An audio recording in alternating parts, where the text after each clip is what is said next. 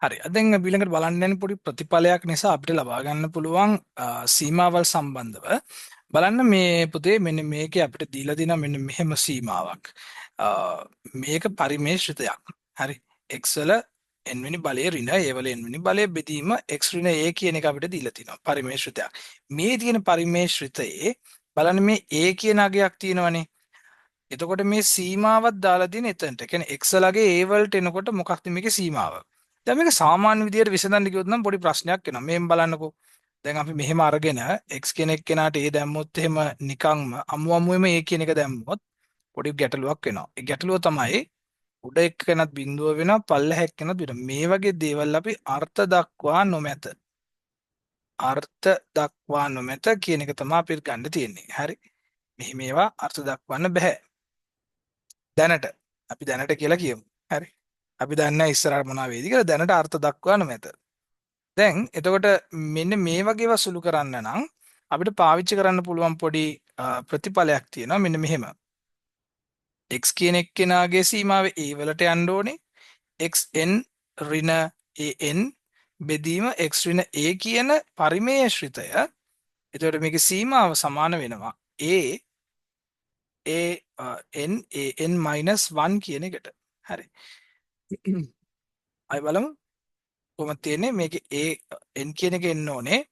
ඊට පස්සේ මේක a n ඍණ 1 කියන එකට තමයි සමාන වෙන්න ඕනේ.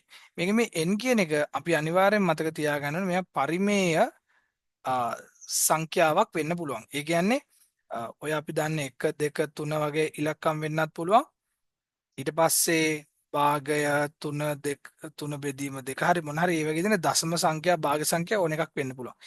හරි මේවා ඕකේ. හැබැයි මේ වගේව තිබුණොත් නම් පුතේ දාන්න එපා. මේ වගේවට බෑ. හරි මේවා අපරිමේය සංඛ්‍යා කියන එක මතක තියාගන්න ඕනේ. හරි. දැන් මේ ප්‍රතිඵලය අපි පාවිච්චි කරලා ගණන් හදන එක තමයි කරන්න යන්නේ. මේකේ සාධනය PDF එකේ දාලා තියෙනවා. එතකොට ඒක බලලා ඒක තේරුම් ගන්න උත්සාහ කරන්නත් පුළුවන්. ඊට එක්කම මම ඇපෙන්ඩික්ස් එකේ දාලා තියෙනවා මේ වීඩියෝස් වල මේකේ තියෙන අපේ ගන්න ප්‍රමයන් වල සාධනයන් ටික. ඒක තියෙන්නේ යට.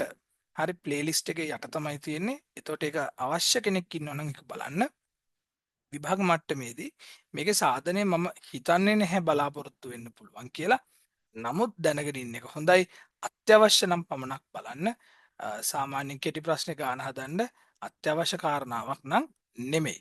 නමුත් මම මේක දාලා තියෙනවා අනිවාර්යයෙන්ම ප්ලේලිස්ට් එකේ ඇපෙන්ඩික්ස් එකේ කියන කොටසේ. හරි. ඒකයි PDF එකේ තියෙනවා. ඒ ඔක්කොම බලලා ඒක පිළිවෙලට හදාගන්න. හරි. දැනට අපි මේකෙන් ගානක් හදන්න බලමු. සරල උදාහරණයක් ගමු. බලන්න පුතේ අපිට දීලා තියෙනවා මෙන්න මෙහෙම. ලිමිට් x 3 දාලා අපිට ගත්තොත් මේක 5 ඍණ 3 පස්වෙනි බලය x ඍණ 3යි කියලා දෙනවා. හරි. දැන් මේ හැඩේ ඔක්කොම සමානයිනේ. හරිනේ. අපිට තියෙන්නේ මෙච්චරයි කරන්න. අර උඩ තියෙන බලය 5 අරගෙන මේ 3 5 ඍණ 1 කියන එක දාන්නයි තියෙන්නේ. එතකොට මේක ඇවිල්ලා 5 වැඩි කිරීම 3 4 වෙනි බලය කියලා එනවා. අපිට 3 4 වෙනි බලය හොයාගන්න පුළුවන් 81යි කියන එක. ඒක සරලයිනේ. ඊට පස්සේ මේක අපි හොයමු. මේක ඇවිල්ලා 5යි 405යි කියන එක අපිට උත්තරයට හම්බෙනවා. හරි. එතකොට ඒ වගේ අපිට මේකේ සීමාව හොයන්න පුළුවන්. ඉතාමත්ම සරලයි. අමාරු වැඩක් නෙමෙයි. අපි ඊළඟට ගානකට යමු බලන්න තව එකක්. අපිට දෙනවා මෙන්න මෙහෙම එකක්. මේක ක්වෙස්චන් එකක් විදිහට අපි ගමු. ඔයාලට පුළුවන් මේ වීඩියෝ එක චුට්ටකට පෝස් කරන්න. මේක පෝස් කරලා ගාන හදන්න. මම හිතන්නේ ඒක තමයි තියෙන හොඳම දේ. මම මෙන්න මෙහෙම ගානක් දෙන්නම්. හරි. මේ ගාන ඔයගොල්ලෝ හදන්න. මේ ගාන හදලා උත්සාහ කරන්න විනාඩි 2 3ක් අරගෙන මොකක්ද අපිට මේකට කරන්න පුළුවන් කියලා. වීඩියෝ එක පෝස් කරන්න. පෝස් කරලා උත්සාහ කරන්න. හරි. දැන් මේ බලන්න අපිට මේක මෙහෙම කරන්න පුළුවන්. අපිට මුල්ම කාරණාව තමයි අපි දැනගන්න ඕනේ පුතේ මේ දීලා තියෙන x වල බලයම තමයි අර a වල බලයට තියෙන්නත් ඕනේ. ඒතකොට මෙතන අනිවාර්යෙන් මම 1000 කියන එක දාගන්න ඕනේ. ඒක 1000 කියන එක දැම්මට ඒකේ කිසි වැරදක් නැහැ. මොකද හේතුව එකේ 1000 නෙමෙයි. එකේ මිලියනේ බලය දැම්මත් මේකේ අගය ආපහු එකමයි. මේක හරිම ලස්සන ප්‍රතිඵලයක් අපිට ගණිතේ හම්බෙන. හරි. ඒක දැන් දාලා තියෙනවානේ. එතකොට මට මේකට ලියන්න තියෙන්නේ 1000 වැඩි කිරීම 1 1000 ඍණ 1 බලය කියන එක. හරි. එතකොට මේක කොහොමත් ආපහු එකමයි. එතකොට අපිට උත්තරේ එනවා 1000යි කියලා. හරි. අපිට මේ වගේ ගාන සුළු කරන්න පුළුවන්. right. තව එක ගානක් ඔයගොල්ලෝ උත්සාහ කරලා බලන්න මෙන්න මෙහෙම.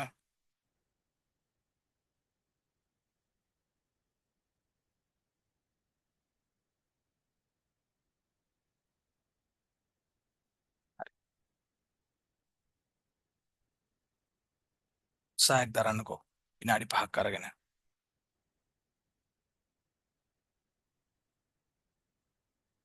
හරි. දැන් මේක බලන් අපිට තේරෙන්න ඕනේ අර අපේ පරණ හැඩයටම තමයි තියෙන්නේ. ඒ නිසා අපිට මේ ගාන හදන්න එච්චර අමාරු නෑ. මොකද්ද අපිට කරන්න තියෙන්නේ? මේ දෙක එළියට ගත්තා. මේක 5 2 ඍණ 1 ඒ කියන්නේ 5මනේ. උත්තරේ 10යි කියලා එනවා. හරි. බොහොම සරල ගණිතයක් තමයි මේකේ තියෙන්නේ. මේක වැඩි සංකීර්ණ කාරණාවක් නෑ. right. ඊට පස්සේ අපි බලමු චුට්ටක් මේ ගානක් අපිට වෙනස් වෙලා આવොත් අපි කොහොමද මේකත් එක්ක ටැකල් කරන්නේ කියලා. ඒක මම එක්සාම්පල් එකකට දෙන්නම්.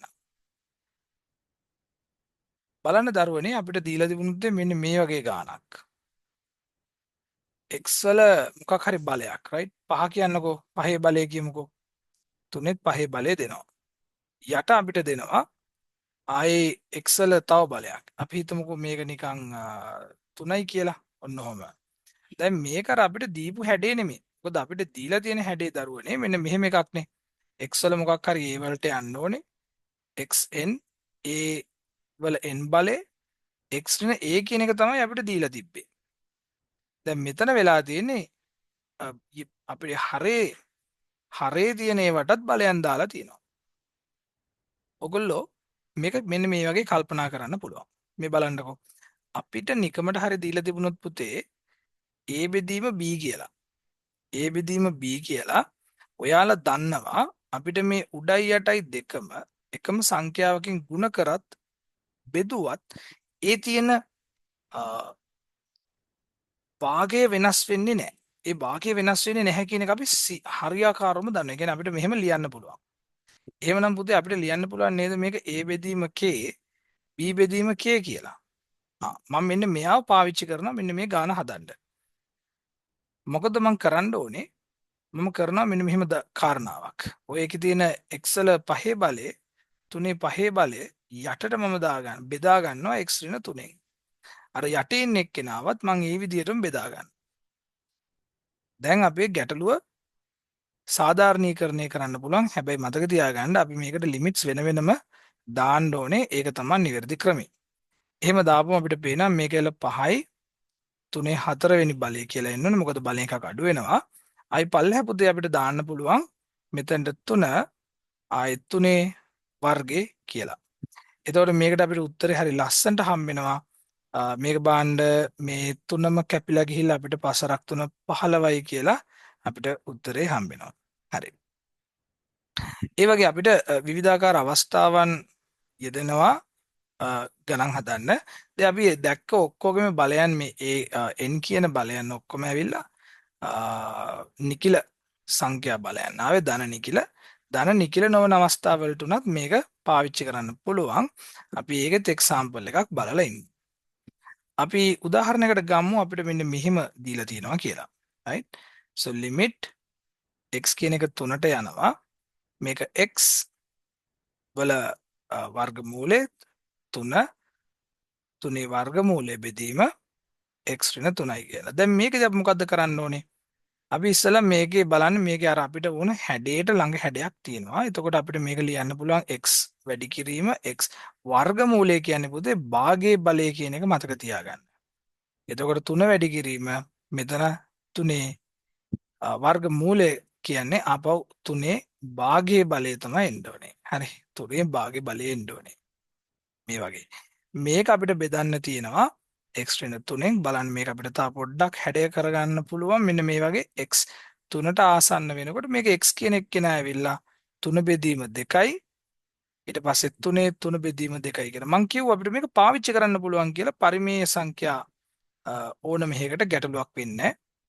ඒ කියන්නේ මේ n කියන එක්කෙනා පරිමේය සංඛ්‍යාවක් වෙන්න පුළුවන්. ඒ නිසා අපිට ලියන්න පුළුවන් මේක 3 බෙදීම 2යි ඊට පස්සේ 3 බෙදීම 2 ඍණ 1යි කියලා එනවා. දැන් මේකත් එක්ක බලනකොට අපිට පැහැදිලි වෙන්න ඕනේ මේක ඇවිල්ලා වර්ගමූල 3ක් කියන අගය අපිට හම්බෙන්න ඕනේ. හරි. අපි ඊට පස්සේ දාන වීඩියෝ එකේ තියෙන්නේ මේකට අදාළව ගණන් හදලා. එතකොට ඔයගොල්ලෝ ටිකක් ටයිම් එක අරගෙන ගන්න හදන්න. ඒක අපි ගණන් සෑහෙන ප්‍රමාණයක් විසඳනවා. ඒ අනිවාර්යෙන් ඒ ටික කරන්න. හරි. එතකොට ඔයාලට මේ කොටසත් 100% ග්‍රහණය කරගන්න පුළුවන්. බොහොම ස්තුතියි.